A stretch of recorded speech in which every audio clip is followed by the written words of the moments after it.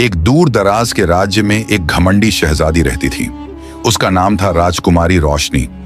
वह इतनी सुंदर थी कि लोग उसकी तारीफ करते नहीं थकते थे, लेकिन उसकी सुंदरता के साथ साथ उसका घमंड भी आसमान छूता था। वह हमेशा अपने महल की ऊंची मीनार से नीचे झांकती और गरीबों को देखकर मुंह बनाती, क्या बदबू है, ये लोग इतने गंदे क्यों हैं? इन्हें तो महल के आसपास भी नहीं फटकना चाहिए। एक दिन राजकुमारी रोशनी महल के बगीचे में टहल रही थी। तभी उसकी नजर नदी किनारे मछलियां पकड़ रहे एक गरीब मछुआरे लड़के पर पड़ी। उसका नाम था वीरू। वीरू बहुत मेहनती था और अपने बूढ़े माता पिता की देखभाल करता था।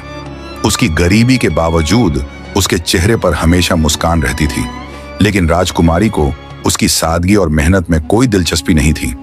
उसने घृणा से अपनी नाक सिकोड़ी और चिल्लाई, अरे तुम यहां से हटो, तुम्हारी गंदगी से मेरा बगीचा खराब हो जाएगा।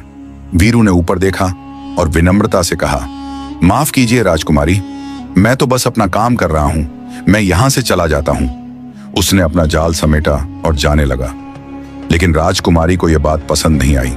उसने गुस्से में कहा, रुको, तुम्हें मेरे सामने झुककर माफी मांगनी होगी। वीरू ने धैर्य से जवाब दिया, राजकुमारी, मैंने आपका कोई नुकसान नहीं किया, फिर मैं माफी क्यों मांगूं? यह सुनकर राजकुमारी आगबूला हो गई। उसने गुस्से में आदेश दिया, तुम्हें सजा मिलनी चाहिए, अब तुम महल में आकर मेरी सेवा करोगे। वीरू ने मन ही मन सोचा, यह तो बहुत अन्याय है, लेकिन वह चुपचाप महल में काम करने लगा। दिन बीतते गए और वीरू ने राजकुमारी की हर जिद पूरी की, लेकिन राजकुमारी का घमंड कम होने के बजाय और बढ़ता गया। एक दिन उसने वीरू को अपने कमरे में बुलाया और ठंडे स्वर में कहा, मुझे समुद्र के बीचों बीच एक दुर्लभ मोती चाहिए, तुम्हें वहां जाना होगा और वह मोती लाकर देना होगा। वीरू ने हाथ जोड़कर कहा, राजकुमारी, समुद्र बहुत खतरनाक है, वहां जाना मेरे लिए बहुत मुश्किल होगा। लेकिन राजकुमारी ने उसकी एक न सुनी। उसने ठान लिया था कि वीरू को यह कठिन काम करना ही होगा। मजबूरन वीरू समुद्र की यात्रा पर निकल पड़ा, लेकिन जैसे ही वह गहरे समुद्र में पहुंचा, अचानक एक विशाल तूफान आ गया। उसकी छोटी सी नाव जोर जोर से हिचकोले खाने लगी। पानी की ऊंची ऊंची लहरें उसे निगलने के लिए बढ़ रही थीं। वीरू ने हिम्मत नहीं हारी, लेकिन उसकी नाव डूबने लगी। तभी उसे एक डॉल्फिन दिखाई दी। डॉल्फिन ने उसे अपनी पीठ पर बैठाया और कहा, डरो मत वीरू, मैं तुम्हें सुरक्षित किनारे तक ले जाऊंगी। वीरू ने कृतज्ञता से उसकी पीठ थपथपाई और आंखें बंद कर ली।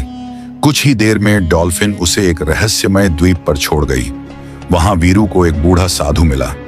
साधु ने उसकी पूरी कहानी सुनी और मुस्कुराते हुए कहा, बेटा, तुम्हारे दिल में इतनी विनम्रता और साहस है कि तुम्हें यह दुर्लभ मोती मिल जाएगा। लेकिन याद रखना, असली खजाना धन नहीं, बल्कि दिल की पवित्रता होती है। साधु ने वीरू को चमकता हुआ मोती दिया और आशीर्वाद दिया। वीरू ने साधु के चरण छुए और वापस महल लौट आया। जैसे ही उसने राजकुमारी को मोती सौंपा, उसने मोती को देखा और नाक चढ़ाकर कहा, यह मोती मुझे पसंद नहीं, यह तो बहुत साधारण है, तुम्हें और बेहतर मोती लाना होगा। वीरू ने गहरी सांस ली और धैर्य से कहा, राजकुमारी, मैंने आपकी हर इच्छा पूरी की है, लेकिन क्या आपने कभी सोचा है कि आपका घमंड कितने लोगों को दुख देता है? राजकुमारी का चेहरा गुस्से से लाल हो गया। उसने चिल्लाकर कहा, तुम्हें मेरे सामने ऐसी बातें करने का कोई हक नहीं है। लेकिन तभी अचानक महल में एक भूकंप आ गया। महल की ऊंची मीनारें कांपने लगीं, फर्श दरकने लगा। राजकुमारी के कमरे की छत गिरने ही वाली थी कि तभी वीरू ने झपटकर उसका हाथ पकड़ा और उसे बाहर खींच लिया। वह गिरने ही वाली थी, लेकिन वीरू ने उसे संभाल लिया। राजकुमारी कांप रही थी, उसकी आंखों में आंसू थे। उसने थरथराते हुए कहा, तुमने मुझे बचा लिया, जबकि मैंने तुम्हें हमेशा नीचा दिखाया। वीरू मुस्कुराया और बोला, मैंने वही किया जो सही था। राजकुमारी की आंखों में शर्म और पश्चाताप भर आया। उसने सिर झुकाकर कहा, मुझे माफ कर दो वीरू, मैं अब घमंड नहीं करूंगी। मुझे समझ आ गया है कि असली सुंदरता दिल में होती है। उस दिन के बाद राजकुमारी रोशनी ने अपना घमंड छोड़ दिया और वीरू के साथ सच्ची दोस्ती कर ली। राजकुमारी रोशनी वीरू की विनम्रता और साहस से इतनी प्रभावित हुई कि उसने उसे महल में ही रहने का न्योता दिया। वीरू ने पहले तो मना कर दिया, लेकिन राजकुमारी के जोर देने पर वह महल में रहने लगा। धीरे धीरे दोनों के बीच गहरी दोस्ती हो गई।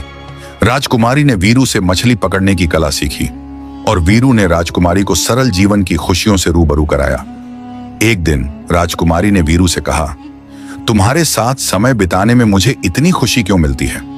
मैंने कभी किसी के साथ इतना आनंद महसूस नहीं किया। वीरू मुस्कुराया और बोला, शायद इसलिए कि अब आपका दिल सच्ची खुशी को समझने लगा है। लेकिन यह खुशी ज्यादा दिन तक नहीं रही। एक दिन पड़ोसी राज्य के राजकुमार ने राजकुमारी रोशनी के लिए शादी का प्रस्ताव भेजा। राजा ने इस प्रस्ताव को स्वीकार कर लिया क्योंकि वह चाहते थे कि उनकी बेटी का भविष्य सुरक्षित हो। राजकुमारी रोशनी इस प्रस्ताव से बहुत दुखी हुई। उसने वीरू से कहा, मैं नहीं चाहती कि मेरी शादी किसी अजनबी से हो। मैं तो उसकी आवाज रुक गई। वीरू ने उसकी आंखों में देखा और पूछा, तुम क्या चाहती हो राजकुमारी? राजकुमारी ने झिझकते हुए कहा, मैं चाहती हूं कि मेरी शादी तुमसे हो। यह सुनकर वीरू हैरान रह गया। उसने कहा, राजकुमारी, मैं तो एक गरीब मछुआरा हूं, मैं तुम्हारे लायक नहीं हूं। राजकुमारी ने गुस्से में कहा, तुम्हारी विनम्रता कभी कभी मुझे बहुत परेशान करती है वीरू। क्या तुम्हें लगता है कि मैं तुम्हारे दिल की बात नहीं समझती? मैंने तुम्हारे साथ जो खुशी महसूस की है वह किसी और के साथ नहीं हो सकती। लेकिन इस बीच पड़ोसी राज्य के राजकुमार ने राजकुमारी से मिलने का फैसला किया। वह अपने सैनिकों के साथ राज्य पहुंचा और राजकुमारी को अपने साथ ले जाने की जिद करने लगा। राजकुमारी ने साफ मना कर दिया, लेकिन राजकुमार ने धमकी दी, अगर तुम मेरे साथ नहीं आई तो मैं तुम्हारे राज्य पर हमला कर दूंगा। यह सुनकर वीरू ने राजकुमारी से कहा, मैं तुम्हें किसी भी कीमत पर बचाऊंगा।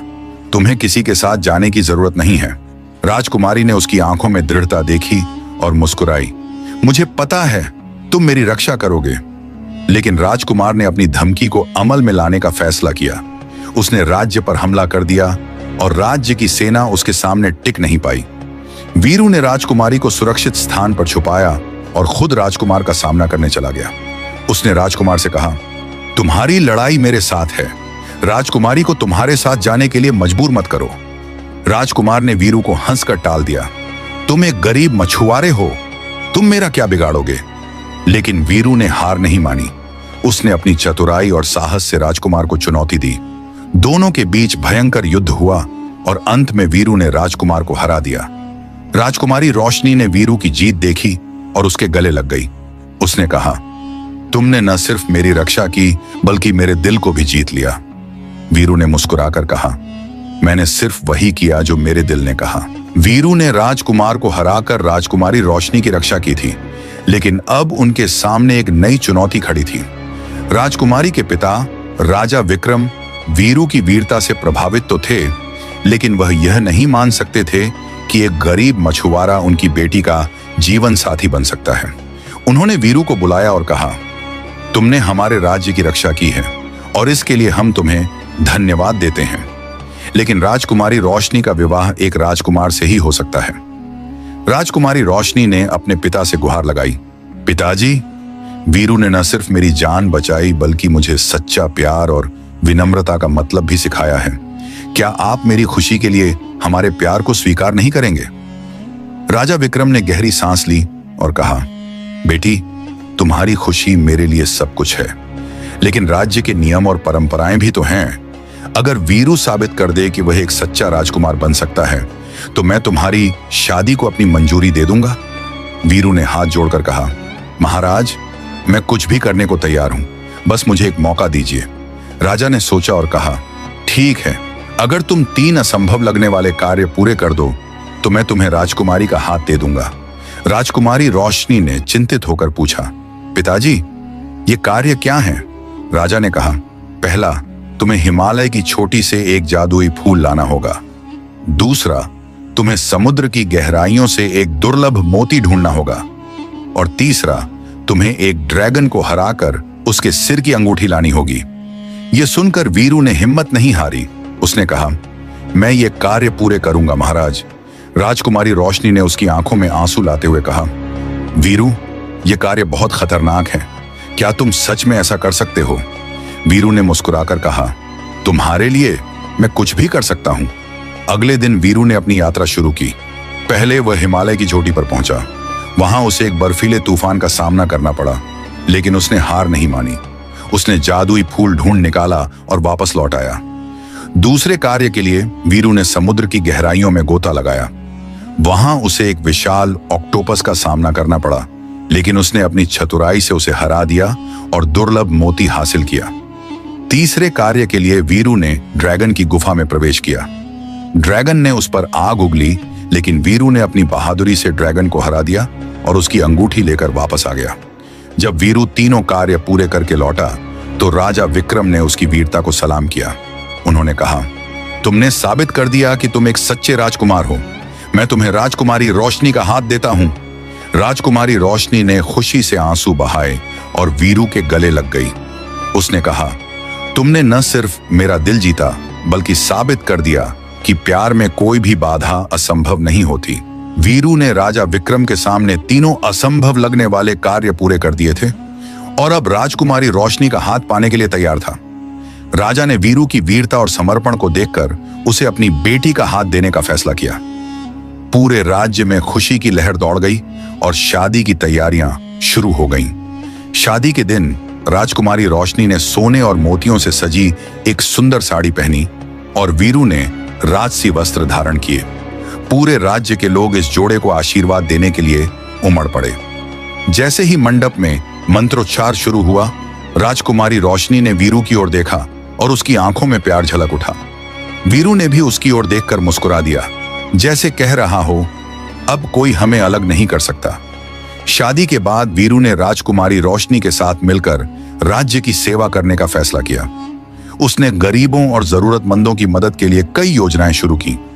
जब राजा विक्रम ने देखा कि वीरू ने कितनी निष्ठा से अपने कर्तव्यों को निभाया, तो उन्होंने गर्व से कहा, तुम सिर्फ मेरी बेटी के योग्य ही नहीं, बल्कि इस राज्य के सच्चे रक्षक भी हो, वीरू।